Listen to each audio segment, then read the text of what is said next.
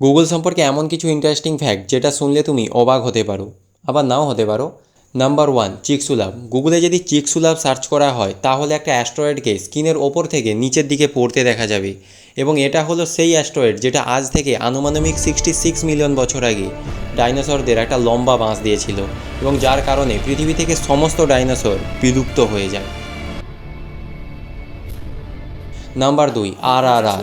গুগলে যদি RRR movie search করা হয় তাহলে একটা ঘোড়ার একটা বাইককে স্ক্রিনের উপর দিয়ে ছুটতে দেখা যাবে, যেটা RRR মুভিকে রিপ্রেজেন্ট করে। নাম্বার 3, কাটামারি। কাকে মারি না কাটামারি।